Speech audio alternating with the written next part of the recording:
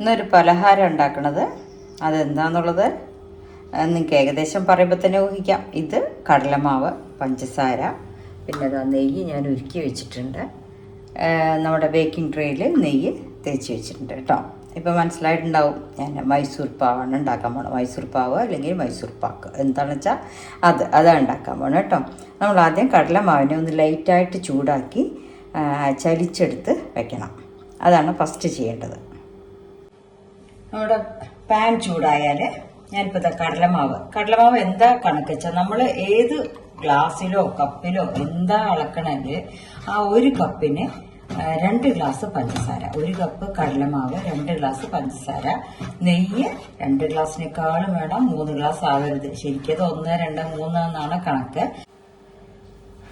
1 cup കടലമാവാണെങ്കിൽ അതിന് 3 cup നെയ്യ് എന്നാണ് പറയുക. പക്ഷെ നമുക്ക് 2 ഗ്ലാസ്സിനെക്കാട്ടിലും നെയ്യ് എടുക്കുന്നുണ്ട് കേട്ടോ. ഇപ്പോൾ ഇത് കണ്ടോളൂ, എളുപ്പമാണ് ഉണ്ടാക്കാൻ. ഇപ്പം നമ്മൾ കളർ മാറാണ്ട് ഈ കടലമാവിനെ ഒന്ന് ലൈറ്റായിട്ട് ചൂട് ആക്കി നിൽക്കുക. നമ്മുടെ കൈ കൊണ്ട് തൊട്ടാൽ ഒരു ചൂട് വരണം, അല്ലാണ്ട് വറുത്ത് പോരുത് കേട്ടോ. അപ്പോൾ സിമ്മിലിട്ടിട്ട് ഇതൊന്ന് ചൂടാക്കി എടുത്ത് ചലിച്ചിട്ട് നമ്മൾ നെയ്യിൽ മിക്സ് ചെയ്യും. ആദ്യം നമ്മൾ ഒഴിക്കേണ്ട നെയ്യ് എടുത്ത് വെച്ചിട്ടുണ്ട്. അതിലൊരു പകുതി നെയ്യ് എടുത്തിട്ട് ഈ കടലമാവിനെ മിക്സ് ചെയ്തിട്ടാണ് ഇത് ഉണ്ടാക്കുക കേട്ടോ. ഇനി ഇതിലത്തെ കട്ടയൊക്കെ ഒന്ന് ഉടച്ച് കിട്ടണം. ഇതൊന്ന് വറുത്ത് ചൂടാക്കണം. ആയിട്ടുണ്ട്, അത്രേ വേണ്ട. ഈ ചൂടേ വേണ്ട, നമ്മുടെ കയ്യിൽ പെടാവുന്ന ചൂടേ വേണ്ട. ഇപ്പം ചെറുതായി വറുത്ത കടലമാവിനെ ഞാനൊന്ന് ചലിച്ച് വെച്ചിട്ടുണ്ട് കേട്ടോ. അതിൽ കരട് ഒന്നും പാടില്ല, എന്നാലേ അത് ഉണ്ടാക്കാനായിട്ട് മയമായിട്ട് കിട്ടുള്ളൂ. ഇപ്പം നമ്മൾ ആ കടലമാവിനെ ഇതപ്പോൾ കുറച്ച് നമ്മൾ നെയ്യ് ഒഴിക്കാൻ വെച്ചിട്ടുണ്ടല്ലോ. നമ്മൾ 2 ഗ്ലാസോളം നെയ്യ് എടുത്തിട്ടുണ്ട്. അതിൻ്റെ പകുതി എടുത്തിട്ട് നമ്മളിതുമാതിരി ആ വറുത്ത് വെച്ച കടലമാവിനെ ഇങ്ങനെ ചേർത്ത് ഈ ലിക്വിഡ് ഇതുമാതിരി ആക്കി വെക്കണം കേട്ടോ. പിന്നെ നെയ്യ് ഞാനിവിടെ ചൂടാക്കി വെച്ചിട്ടുണ്ട്. ഇനി 1 കപ്പിന് 1.5 കപ്പ് പഞ്ചസാര. അതിനാദ്യം നമ്മൾ ഈ പാനിലിട്ടിട്ട് അതൊന്ന് മെൽറ്റ് ചെയ്യിക്കണം. അതൊന്ന് ഉരുക്കുക. കുറച്ച് വെള്ളം ഒഴിച്ച് അത് ഉരുകാൻ വെക്കണം.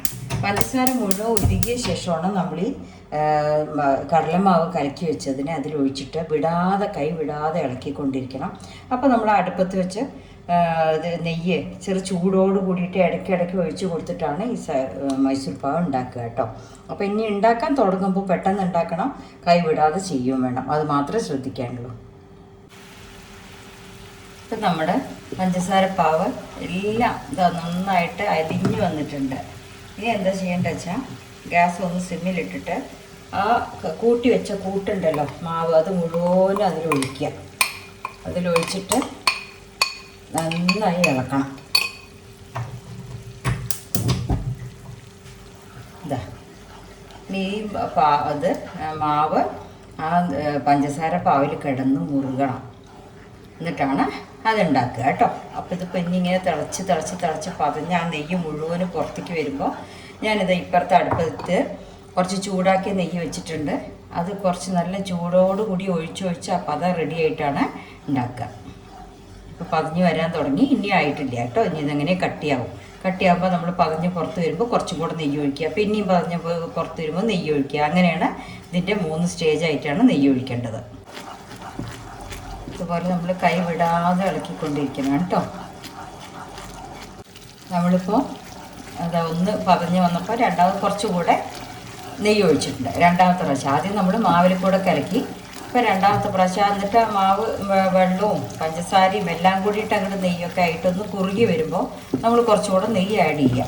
അത് ആഡ് ചെയ്ത് ഇനി ഒരു പ്രാവശ്യം കൂടെ നെയ്യ് ആഡ് ചെയ്യണം. ഇതൊന്ന് വെന്ത് വരണം. നെയ്യും മാവും കൂടിയിട്ടുള്ള ആ ഒരു കൂട്ട് നന്നായിട്ട് വെന്ത് വരണം. അത് കഴിഞ്ഞാൽ ഇനി 3-ാം പ്രാവശ്യം നമ്മൾ ഇതുമാതിരി നെയ്യ് ഒഴിച്ചിട്ട് പിന്നെ അങ്ങനെ വാങ്ങി നമ്മുടെ ഇതിൽ ആക്കി നമ്മൾ കട്ട് ചെയ്യുക വേണ്ടു കേട്ടോ, റെഡിയാക്കാൻ വേണ്ടു. ഇനി ഞാൻ കുറച്ചുകൂടെ നെയ്യ് ഒഴിക്കുന്നുണ്ട് കേട്ടോ. അപ്പോൾ 3-ാമത്തെ പ്രാവശ്യം നെയ്യ് ഒഴിച്ചു. ഇനി ആ ഇളക്കി പദം ഒന്ന് റെഡി ആയിട്ട് വന്നാലാണ് നമ്മൾ നെയ്യ് തേച്ച് വെച്ച പാത്രത്തിലേക്ക് ഒഴിക്കുക. ഇനി ആയിട്ടില്ല. ആ നെയ്യ് മുഴുവൻ ഈ പാവ് കുടിക്കണം, മൈസൂർ പാവ് കുടിക്കണം. കുടിച്ചങ്ങോട്ട് പതഞ്ഞ് വരും. അപ്പോഴാണ് നമ്മളതിലേക്ക് പാത്രത്തിലാക്കേണ്ടത്. അപ്പോൾ നമ്മുടെ മൈസൂർ പാവിൻ്റെ പദം റെഡി ആയിട്ടുണ്ട്. ഇനി ഞാൻ ആ പാനിലേക്ക് ഒഴിച്ചിട്ട് തട്ടിയെടുക്കട്ടെ കേട്ടോ. ഗ്യാസ് ഓഫ് ചെയ്തു. അങ്ങനെ നമ്മുടെ മൈസൂർ പാക്ക് റെഡി ആയിട്ടുണ്ട് കേട്ടോ. ഇത് രാജ് കിച്ചണിലെ 50ാമത്തെ ഡിഷാണ് ഉണ്ടാക്കുന്നത്. എൻ്റെ എല്ലാ ഫ്രണ്ട്സിനും സബ്സ്ക്രൈബ് ചെയ്ത എല്ലാവർക്കും ലൈക്കും കമൻറ്റും തന്നവർക്കൊക്കെ വേണ്ടിയിട്ടാണ് ഉണ്ടാക്കിയത്. ഇനി എല്ലാവരും സപ്പോർട്ട് ചെയ്യുക. ഇനി ഒരുപാട് ഡിഷ് വരാനുണ്ട്. ഞാൻ സന്ദർഭന്മാർ ഓരോന്നോരോന്നായിട്ട് പ്രസൻറ്റ് ചെയ്യുന്നതാണ് കേട്ടോ. ഓക്കെ, അപ്പോൾ എല്ലാവരും ഇതുമാതിരി ഉണ്ടാക്കി നോക്കൂ, കഴിച്ചു നോക്കൂ.